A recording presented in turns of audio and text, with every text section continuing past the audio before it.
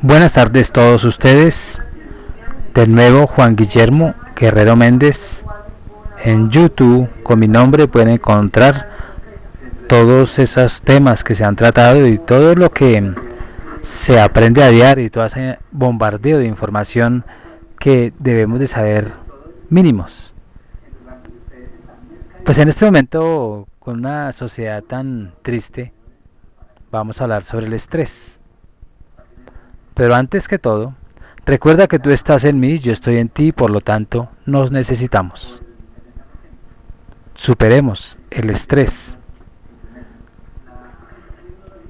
El estrés pues tiene mucha relación con la mente porque de allá es que se genera ese sentimiento y todo ese amalgama de discordias entre el cuerpo y la mente. Y por eso es que el uno contrapone al otro y el uno, que es la mente, enferma al cuerpo. Entonces, en opinión de numerosos psicólogos, definir el estrés pues es una tarea compleja debido a que las percepciones individuales sobre el estrés pues difieren considerablemente. El estrés está asociado a un conjunto de experiencias y a un conjunto de experiencias y cambios tan amplios y diversos que ello puede dificultar su cuantificación e incluso su identificación. La definición que goza de una mayor aceptación es la que propone la psicología, donde dice que el estrés es la respuesta del sistema nervioso a un acontecimiento o una situación que se percibe como una amenaza. Entonces, si nos damos cuenta, esta respuesta se conoce informalmente como mecanismo de lucha o huida, ya que las hormonas que el organismo secreta al sentir miedo, como la adrenalina, proporcionan al cuerpo la potencia física para enfrentarse al peligro o para salir corriendo. El estrés pues, puede ser agudo o crónico, y el estrés agudo hace referencia a la activación breve de la respuesta de lucha o huida. El estrés crónico describe la activación pues persistente de dicha respuesta y hace que el cuerpo pues se encuentre permanentemente en situación de alerta. En este último tipo de estrés, pues el que puede llegar a ser más pernicioso, pues provoca un agotamiento emocional y físico y aumenta la vulnerabilidad a diversas enfermedades físicas y psicológicas. Cada periodo de la vida, como es la infancia, la adolescencia, la edad adulta, la madurez, la vejez, la senitud, pues lleva unas vivencias y unas circunstancias específicas, y algunas de ellas reportan gozo y felicidad, otras pues resultan traumáticas y otras son una combinación de ambas. Prácticamente todas las experiencias de la vida pueden provocar estrés, según como los asuma el individuo. No obstante, los psicólogos han identificado factores potenciales de estrés especialmente muy comunes y que suelen coincidir con los acontecimientos vitales de mayor relevancia o magnitud, como los nacimientos, las mismas enfermedades y las acciones. También las relaciones sentimentales, los matrimonios, las separaciones y las disfunciones, todo eso está creando estrés en esa mente de ese dueño de ese cuerpo. Entonces el trabajo figura actualmente entre las principales causas de estrés y ello pues se debe que no solo implica hacer frente a las obligaciones laborales o los plazos, sino a que también está relacionado con unas ambiciones y aspiraciones. ¿Qué es lo que quiere decir eso?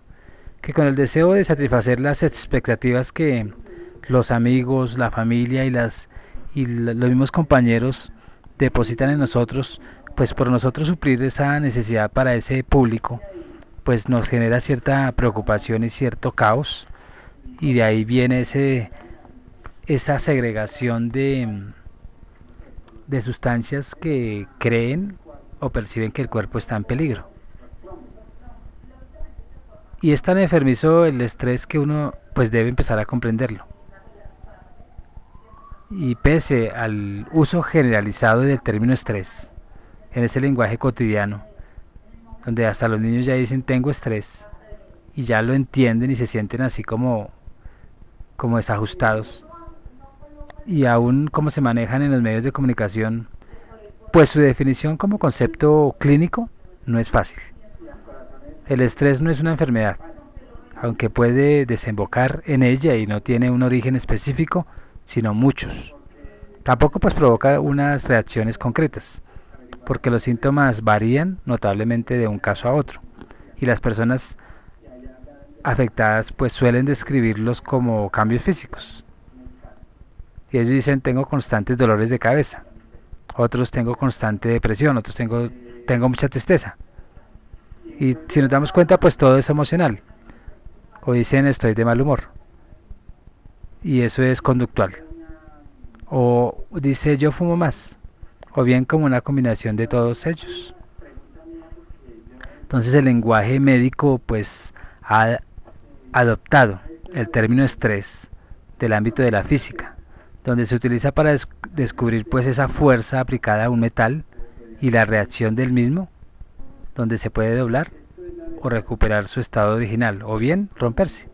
Entonces, según esta definición y referido a la salud, estrés significa el máximo de tensión que un individuo puede soportar sin sufrir consecuencias físicas o psicológicas.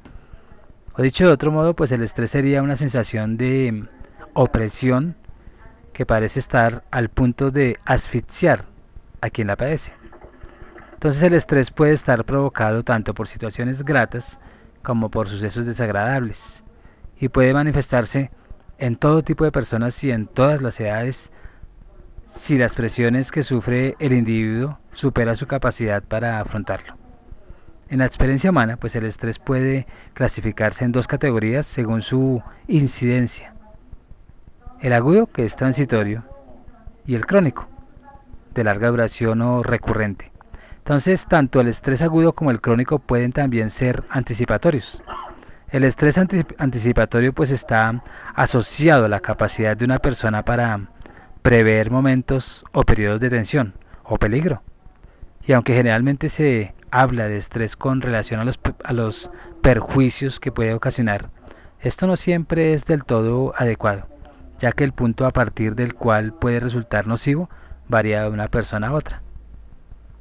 ¿Qué podríamos decir del estrés agudo? Pues el estrés agudo se produce cuando un individuo experimenta una sensación de peligro eminente. Eso es la nomenclatura médica. El concepto agudo pues hace referencia a toda dolencia que se manifiesta de un modo rápido y remite en un poco tiempo todos esos dolencias que nosotros ya mencioné antes. Entonces, la amenaza es percibida en primer lugar por la mente. E instantes después, pues el cuerpo reacciona y el ritmo cardíaco pues se acelera, aumenta la sudoración y se empieza a desencadenar otros signos fisiológicos desde el punto de vista psicológico. Y es habitual sentir miedo o angustia. Una persona puede experimentar estrés agudo como reacción frente a alguna de las siguientes situaciones o a todas ellas. Primero, pues puede sentir una intimidación por parte de un asaltante. O puede, en segundo, pues el anuncio de un vuelo del que el piloto del avión va a efectuar un aterrizaje forzoso, pues también puede crear estrés. Eso en muchos, ¿no? Otro, pues pronunciar un discurso importante frente a un auditorio concurrido. Y estas tres escenas son ejemplos de situaciones relativamente dramáticas que pueden provocar estrés agudo. Y todo porque creen en que va a pasar algo o se sienten desprotegidos. Y más, por ejemplo, una persona adulta que nunca ha viajado en un avión y por primera vez a los 80 años va a viajar en un aparato de esos, pues les crea mucho estrés, mucha incertidumbre, mucho miedo. Y aunque las causas que lo originan normalmente suelen ser más cotidianas e inherentes a la persona, por ejemplo, un individuo puede padecer estrés agudo en la sala de espera de la consulta de un dentista, o la abuelita cuando va a viajar allá en el aeropuerto. Otro puede sentir estrés al escuchar un teléfono y suena sin que nadie descuelgue el auricular, y otro al ver una araña. Entonces el estrés agudo no tiene por qué estar siempre asociado al temor. En ocasiones pues implica sentimientos de frustración o de enojo o una impotencia al ver malogradas nuestros propósitos. Entonces entre situaciones que pueden generar estrés, pues estas emociones destacarían la imposibilidad de conciliar el sueño debido a que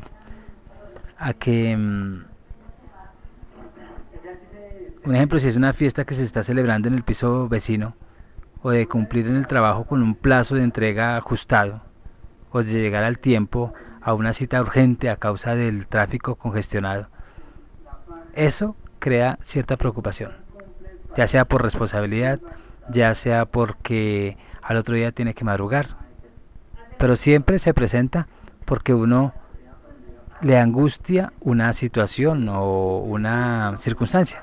Entonces cuando el origen del estrés agudo desaparece, por ejemplo, y el avión ya aterriza sin más percances o el mismo discurso que uno tenía para, para decirle a un auditorio y ya pasó y resulta exitoso, pues ya se regresa uno al estado físico y psíquico normal. Ya no se siente angustia, ya no se siente ni miedo ni ansiedad y las reacciones físicas como la taquicardia pues remiten. Muchos psicólogos afirman que el estrés agudo construye una parte normal de la vida, dado que se manifiesta solo, esporádicamente, y no representa en ningún caso una amenaza a largo plazo para la salud. Entonces el estrés agudo es el que empieza a enfermar al cuerpo porque el psique ya está prácticamente triste, o está estresado, o está enfermo, aunque digan que no es una enfermedad ya, yo lo consideraría una enfermedad psíquica. Hay dos reacciones al estrés agudo. Entonces, cuando experimentamos la sensación de miedo o peligro, pues la proximidad de un perro furioso, por ejemplo, se activa la reacción de lucha o huida. Esta predispone a hacer frente al peligro o huir, incluso en situaciones como en una reunión tensa en que resulta inadecuado hacerlo. Entonces el individuo percibe al perro o la reunión como algo inquietante. El cuerpo pues empieza a activar el mecanismo de lucha o huida. Y de ahí segregan esas hormonas como la adrenalina y preparan al cuerpo para la acción. De ahí entonces vienen dos posibilidades. La primera, en la confrontación con un perro furioso, las hormonas preparan al individuo para salir corriendo a toda velocidad.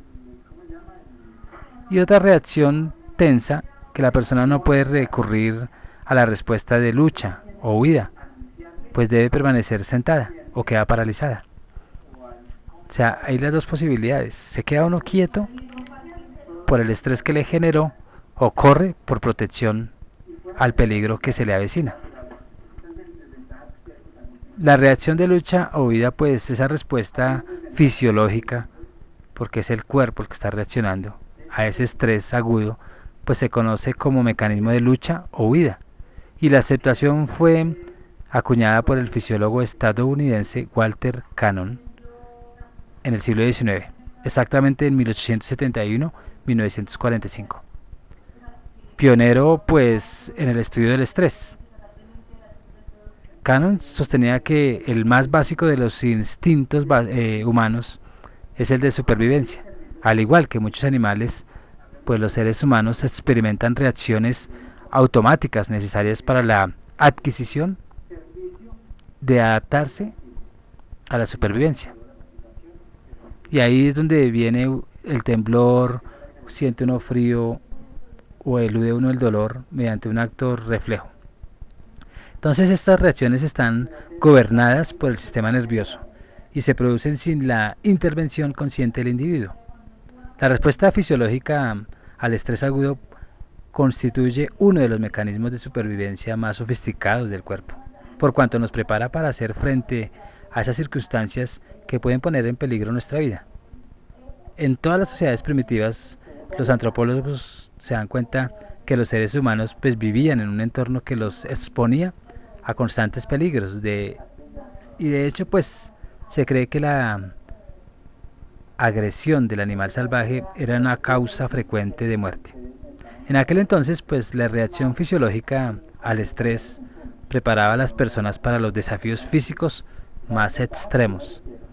Las respuestas inmediatas que experimentaban los capacitaban tanto para permanecer de pie o enfrentarse a un animal salvaje como para huir corriendo lo más aprisa posible. De ahí la expresión que viene de lucha o huida. Estaban tan estresados que como habían depredadores por todo lado y uno era la presa, ellos ya sabían cuando el depredador, en definitiva, él perdía frente a ese depredador. Y como no podía luchar, pues corría.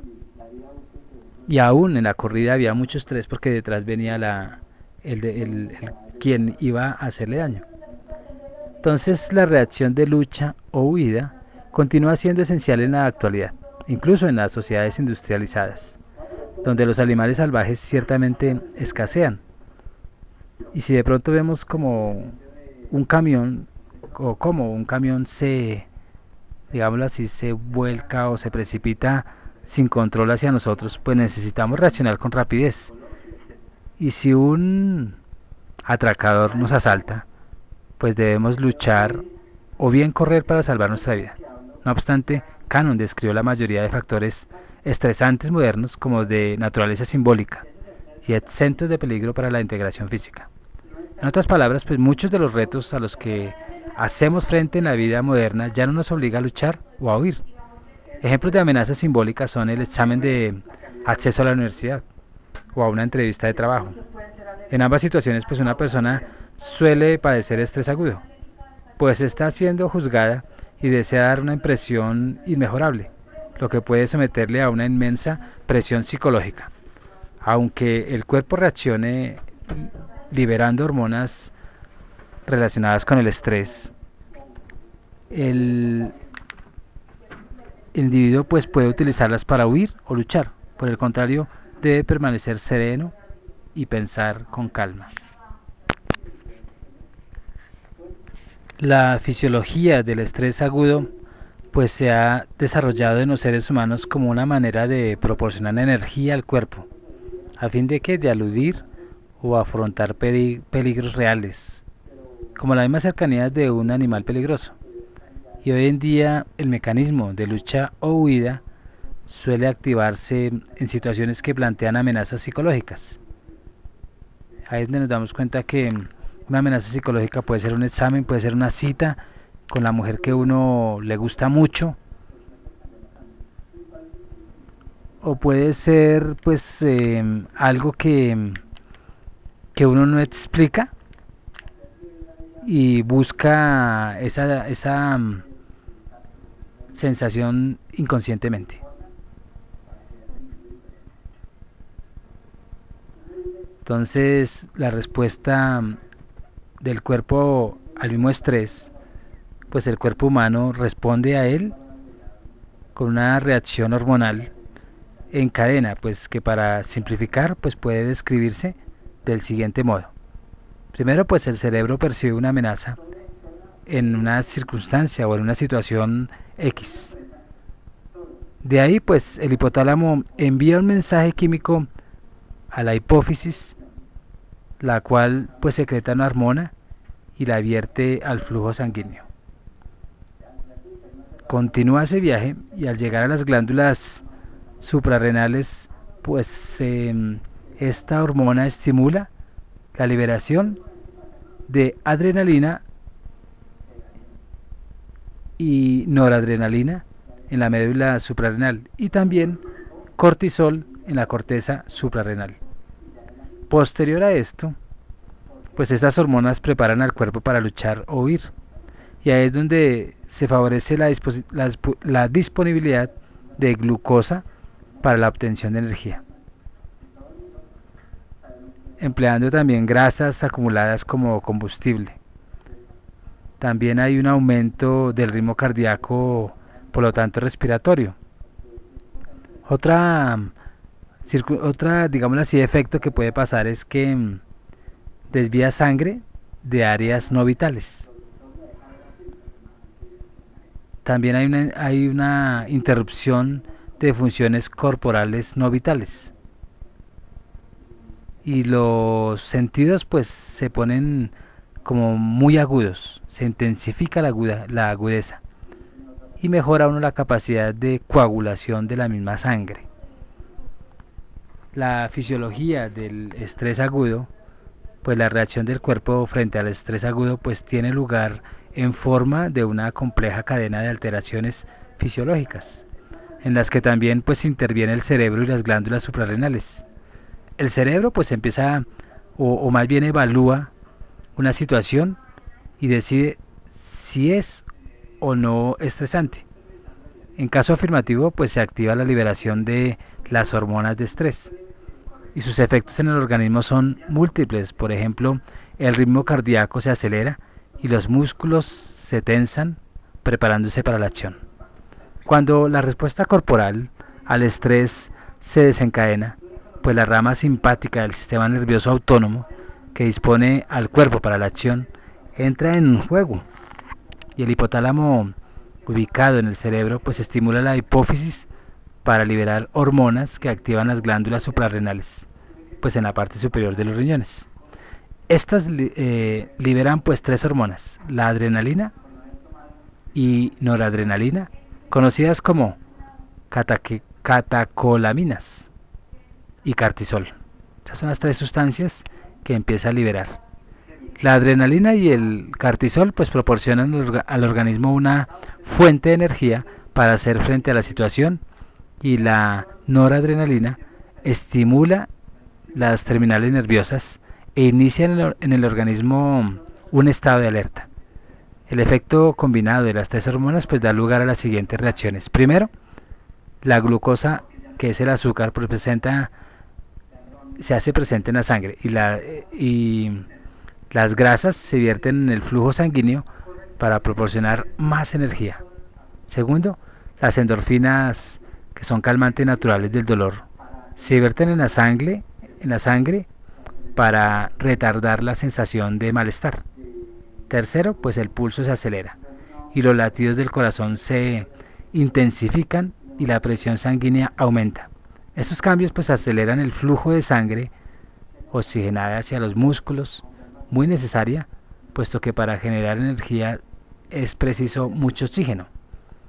Cuarto, la sangre rica en oxígeno se desvía desde lugares donde no es necesaria con urgencia, por ejemplo el aparato digestivo, y se va hacia los músculos de todo el cuerpo, incluido el corazón, donde se requiere un mayor aporte energético.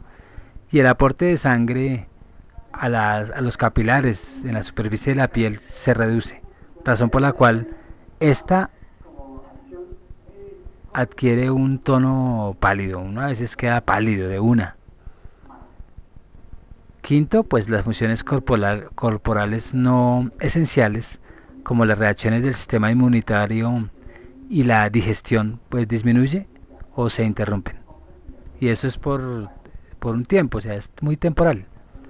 Un sistema evidente del estrés agudo es la sensación de sequedad en la boca como resultado de la interrupción de la actividad de las glándulas salivares. Estos cambios permiten al cuerpo destinar todos sus recursos para hacer frente a la amenaza. Séptimo, pues la respiración se acelera al tiempo que los pulmones absorben más oxígeno y se liberan más glóbulos rojos para transportar pues por todo el cuerpo esa cantidad extra de oxígeno que es imprescindible para generar la energía necesaria. Octavo, los músculos se tensan preparando para el cuerpo la acción necesaria para huir o permanecer quieto. Noveno, pues la piel empieza a sudar para reducir la temperatura corporal mientras se lleva a cabo una actividad muscular continuada. Y por último, pues los sentidos entran en un estado de alerta. Las pupilas se dilatan y el oído se agudiza. Estos cambios permanentes pues permiten al cuerpo percibir con rapidez las situaciones de peligro y reaccionar lo antes posible ante ellas. Pasando el momento de estrés, el sistema nervioso parasimpático, que es el encargado del mantenimiento y el establecimiento, pues entra en acción y libera una sustancia química llamada acetilcolina. Y la acción de esta sustancia pues relaja el cuerpo al disminuir el ritmo cardíaco y estimular la salivación para facilitar la agresión y reducir la cantidad de aire que absorben los pulmones. El estrés crónico que se prolonga durante un largo periodo pues se conduce como algo extremadamente feo, y por eso es crónico, porque ya empieza a manifestarse continuamente cuando asocia una cosa o una sensación. En la nomenclatura médica, pues el término crónico hace referencia a toda dolencia que perdura en el tiempo. El estrés crónico puede aparecer como resultado de la concatenación de diversos acontecimientos estresantes, como la presentación regular de resultados en el trabajo, o bien a consecuencia de una sola situación que no se resuelve, como el cuidado de un pariente enfermo. Son situaciones que preocupan, y aunque el estrés agudo ocasional pues no entraña riesgo alguno para la salud y el bienestar, vivir en condiciones estresantes durante un periodo de tiempo prolongado pues puede resultar muy pernicioso. Así el individuo puede sufrir frecuentes dolores de cabeza, palpitaciones, dolor de estómago o molestias en el pecho. Algunas personas incluso experimentan temblores o sacudidas y una sudoración excesiva. Desde el punto de vista psíquico, se suele tender a la irracionalidad y al pesimismo, y la capacidad intelectual y creativa puede verse mermada. El sueño inquieto y el insomnio pueden reducir los niveles de energía, y es posible que se descuiden el aspecto físico y la higiene, y se pierda el apetito. Aunque algunas personas que padecen estrés crónico tienden más bien a la sobrealimentación.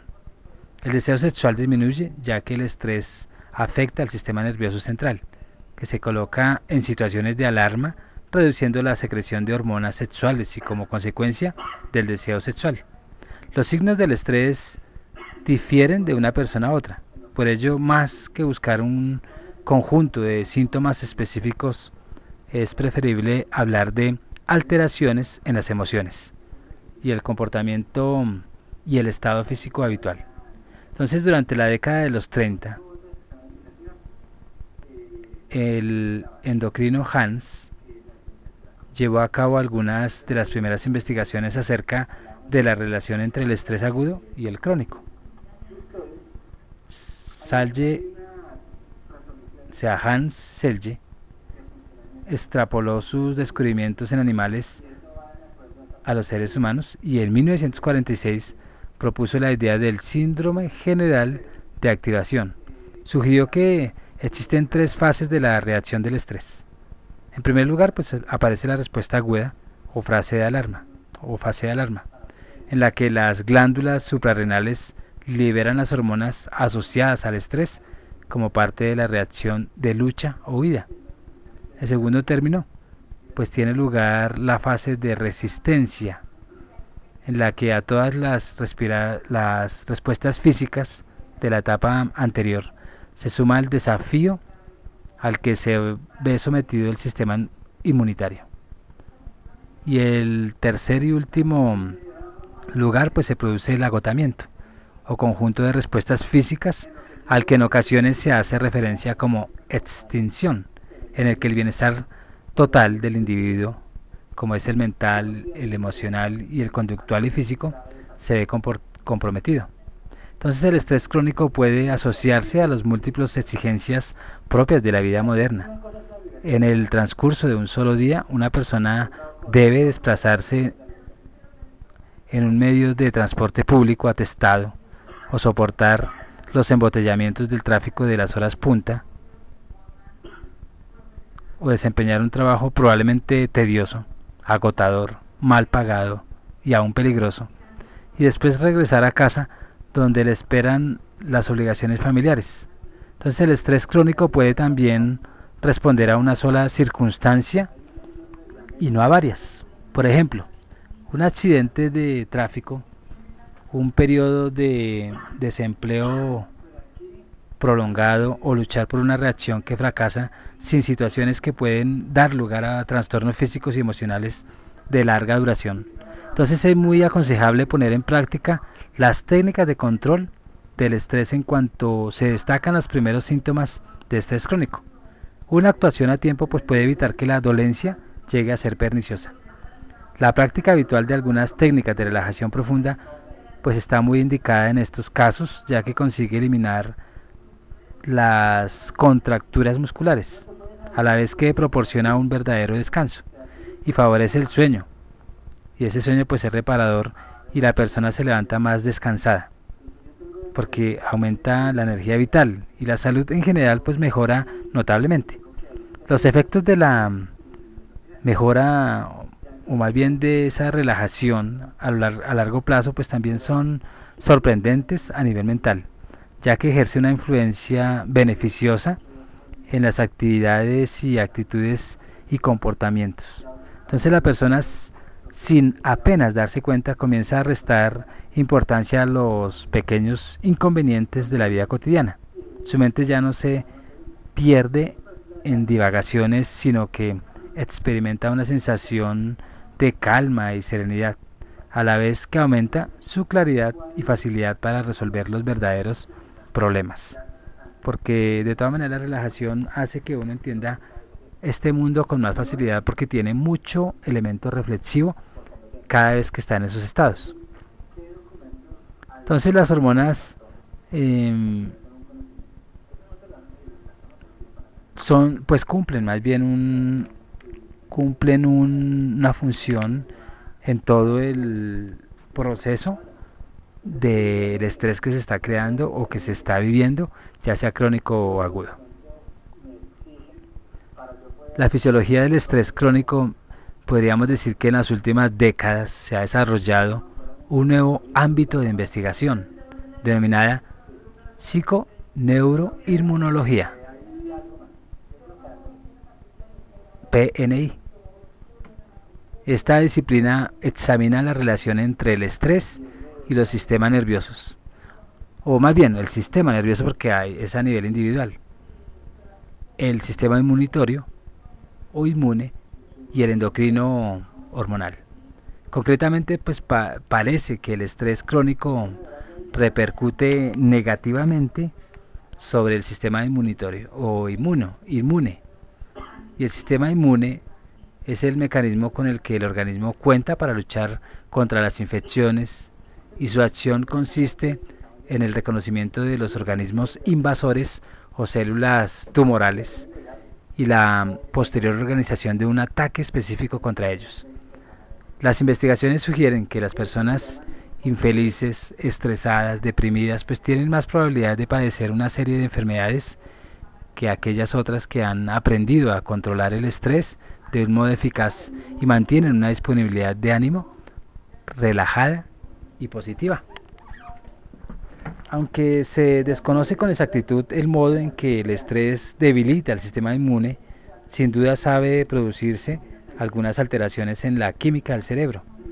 Al enfrentarse al estrés agudo, el cuerpo secreta hormonas asociadas al estrés como parte de la reacción de lucha o huida. Una de ellas es el cortisol, que aumenta la energía y acelera las reacciones del cerebro, permitiendo hacer frente a la situación de una forma más eficaz. No obstante, el estrés crónico pues puede generar una secreción excesiva de cortisol que puede ser perjudicial. Algunos experimentos clínicos han demostrado que si el cuerpo está sometido a niveles elevados de cortisol durante un cierto periodo de tiempo, el sistema inmune se debilita, las reservas de energía disminuyen y la memoria se ve afectada. Los niveles elevados de cortisol pueden también estar asociados a ciertos problemas psicológicos y emocionales. Las implicaciones de estos descubrimientos pues son importantes, pues si una persona puede controlar el estrés con mayor eficacia, podría asimismo preservarse en las enfermedades. El individuo que cultiva una actitud mental alegre y positiva estará asegurándose una sensación de bienestar no solo emocional, sino también físico. Por lo tanto, los descubrimientos de la investigación en PNI sugieren, por otra parte, que las personas positivas y no estresadas, pues se están restableciendo de una dolencia con mayor rapidez que las personas estresadas y deprimidas. Una cortada, si yo soy más alegre, se sana rápido. A una persona que si uno fuera un hombre crónico en estrés. El estrés anticipatorio, anticipado, pues puede ser tanto agudo como crónico. Y así las personas que lo padecen pueden presentar cualquiera de las sintomatologías emocionales, también conductuales o físicos, propios de ambos. La principal característica distintiva de este tipo de estrés es que el individuo aún no se encuentra en una situación estresante. Podemos encontrar un ejemplo de estrés anticipado, agudo en la hora que procede el examen del carnet de conducir. Entonces, durante ese intervalo, el alumno no afronta ningún reto, incluso puede sentarse tranquilamente, comer algo hasta el momento de la prueba. No obstante, es difícil que llegue a relajarse, puesto que en su imaginación ya la está efectuando y visualiza todo. Y visualiza todo eso, aquello que el examinador podría indicarle y le inquieta la posibilidad de hacerlo mal. Entonces el cuerpo reacciona ante estos pensamientos liberando hormonas asociadas al estrés. La misma reacción que tiene lugar cuando el desafío es presente o inminente. Entonces, un ejemplo de estrés anticipado crónico pues puede producirse al recibir el diagnóstico de una enfermedad potencialmente terminal en un estado de salud aparentemente bueno. Aunque el enfermo aún no padece de estrés derivado de la enfermedad, sabe que en pocos meses o quizá años su salud se deteriora de un modo dramático. Durante las semanas que prosiguen a la noticia es probable que sufra una intensa ansiedad al plantearse cómo encarar su futuro desde un punto de vista físico, desde un punto de vista emocional y aún práctico, aunque la enfermedad todavía no sea patente. Y estas reflexiones angustiosas pues pueden desembocar en un estrés crónico. El estrés anticipador es fruto de la capacidad humana para almacenar experiencias pasadas. Puede aparecer como reacción a las mismas e imaginar escenas futuras. Por ejemplo, recordar y visualizar mentalmente una discusión humillante con un antiguo amante o con una amante o con una exnovia o con la misma esposa, pues puede hacer que el cuerpo libere hormonas asociadas al estrés en respuesta al estrés agudo. Estrés saludable y estrés nocivo. Entonces se suele hablar del estrés como una dolencia destructiva y aún perniciosa para la salud, pero no siempre es así. El doctor canadiense Hans Seltz compara el estrés con la temperatura corporal. Solo cuando la temperatura sube por encima de lo normal puede considerarse preocupante. Y asimismo toda persona a lo largo de su vida dispone de una cierta capacidad de adaptación para hacer frente a su entorno. Y esta cantidad de estrés pues puede considerarse normal. Pero si debe afrontar demasiados problemas o cambios, tanto positivos como negativos, si permanece en estado de tensión continua, el estado es crónico y esa continuidad empieza a rebasar ese umbral de resistencia y esta capacidad acaba por agotarse y el estrés aumenta excesivamente y surgen los trastornos. El doctor Peter Nixon, cardiólogo de un hospital de Londres, traza un gráfico llamado curva de función humana para demostrar cómo mejora el rendimiento de una persona bajo un estado de estrés u activación fisiológica. No obstante, tras aumentar hasta un punto óptimo o culminante, al que Peter Nixon denominó punto de fatiga, el rendimiento desciende rápidamente. Este doctor concluye que una cierta cantidad de estrés o tensión saludable resulta incluso práctica, pues proporciona el impulso o el ímpetu necesario para afrontar y completar tareas en nuestra vida cotidiana. Sin este grado de estrés o excitación, la vida pues sería tediosa y no alcanzaríamos grandes metas. Un estrés moderado pues activa la adrenalina que nos prepara para hacer frente a nuevos retos, y de hecho muchas personas afirman ser más eficientes si trabajan con plazos ajustados. Entonces la experiencia del estrés se puede utilizar de un modo positivo para su mejor comprensión, dado que es inevitable padecerlo en cierta medida. Aprender a manejarla en situaciones pues estresantes pues puede considerarse más bien una función, no sino una lección muy valiosa. Las personas que viven protegidas del estrés tienden a reaccionar de un modo exacerbado y negativo cuando finalmente topan con este tipo de situaciones. No obstante, la línea divisoria entre el estrés saludable y el nocivo pues es extremadamente fina, y la gente suele desestimar el grado de estrés que padece y cree que puede seguir trabajando con eficiencia durante más tiempo del que realmente es capaz. Nixon denomina a una actitud rendimiento intencionado en contraposición al rendimiento real. Y según el síndrome de activación de Selye, el individuo que sufre estrés crónico durante un periodo más o menos prolongado presenta con frecuencia niveles elevados de hormonas asociadas al estrés y es vulnerable al cansancio, a la enfermedad. Y por todo ello es de vital importancia identificar el tipo y el grado de estrés que se padece y actuar en consecuencia.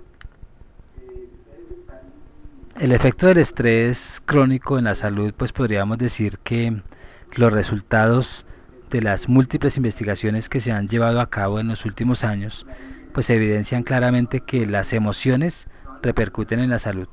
Y estas son algunas de las conclusiones más recientes. Se podría decir, primera conclusión, pues a través de un estudio efectuado en Gran Bretaña entre mujeres con cáncer de mama, demostró que aquellas que gozaban de apoyo emocional experimentaban una mayor actitud inmunitaria y vivían el doble de años, y a partir de la fecha del diagnóstico, que los que carecían de este componente afectivo.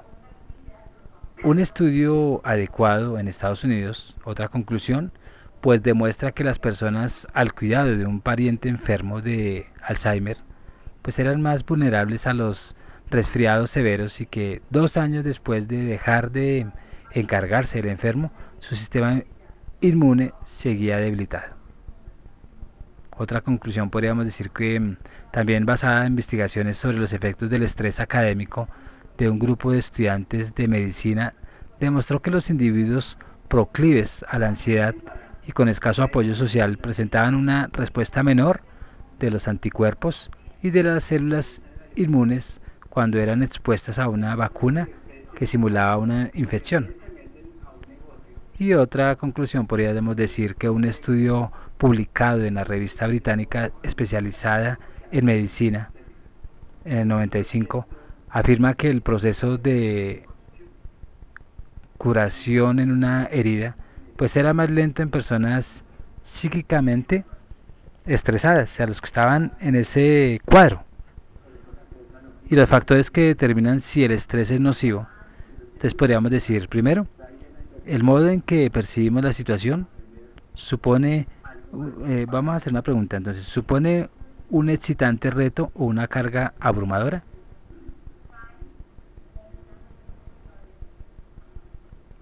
Otro factor, la respuesta aprendida al temor. Entonces, hemos experimentado una situación similar con anterioridad y se trata de algo que con certeza nos provocará miedo y ansiedad.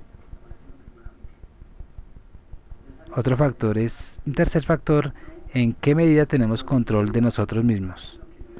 ¿Sentimos que podremos tomar las riendas y adoptar decisiones? En caso negativo, ¿nos sentimos a merced de los demás? Cuarto factor tiene que ver con la duración del periodo de estrés. Nos podríamos preguntar, ¿disponemos de tiempo para relajarnos en unas horas, unos días o unas semanas? ¿O bien no divisamos descanso o final alguno?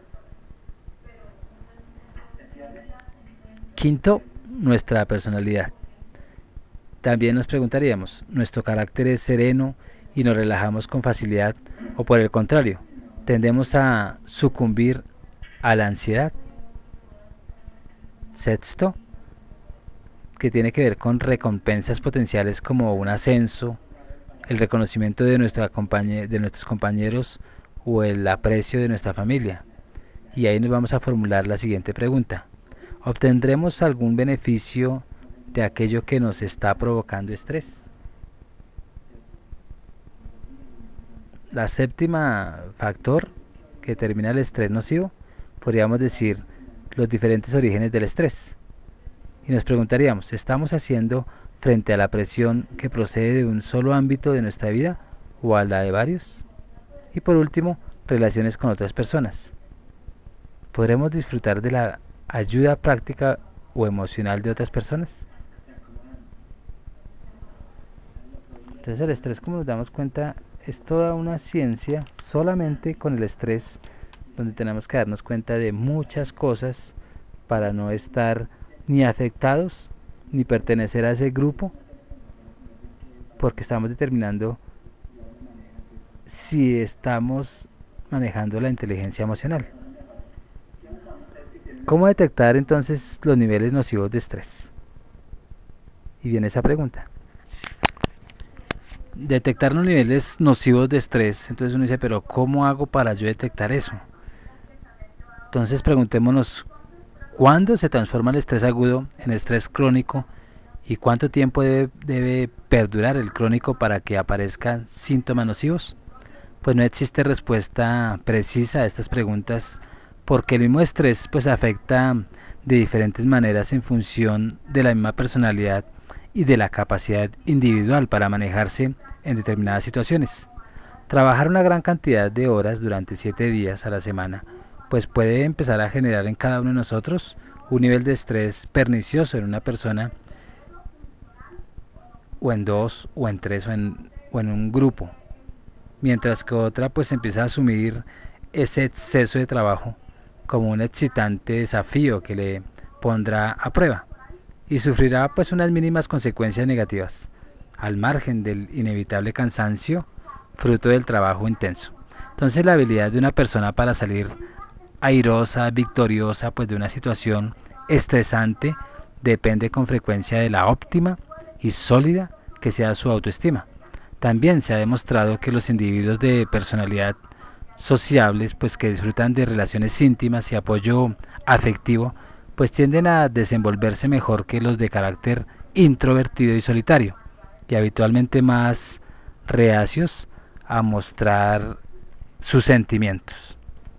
Terminando esta parte de la superación del estrés, pues nos vamos a dar cuenta que definitivamente cada uno es responsable de eso, porque el mundo lo ve así. Y de acuerdo a esos caracteres de personalidad, de autoestima, depende el grado también de estrés. Si yo me quiero mucho, yo no voy a sentir el estrés porque me quiero tanto que todo lo que hago, todo lo que pienso, todo lo que realizo, pues le veo satisfactores para mí. Pero si yo no estoy contento en ese entorno, ni en ese pensar, ni en ese sentir, ni en ese accionar, pues todo será un problema para mí. O sea que uno es constructor del tal llamado estrés. Antes yo no sé cómo se le llamaba, pero de todas maneras el término como tal también está haciendo daño, porque ya la gente no puede sentir un tris de tristeza porque ya está diciendo que está estresado. No puede sentirse solo porque dice que está estresado. no puede estar no puede sentir ese vacío porque dice que es estrés. Entonces estamos entendiendo mal también esto, y ese mal entendimiento pues nos lleva a estados que podríamos llamarlo estrés, incoherencia o coherencia, no sé, pero eso es invención de la conceptualización del hombre. Se despide Juan Guillermo Guerrero Méndez. En YouTube me consiguen por el nombre, apellido. Se pueden comunicar al 320-370-0091. Recuerda que tú estás en mí, yo estoy en ti, por lo tanto nos necesitamos. Muchas gracias.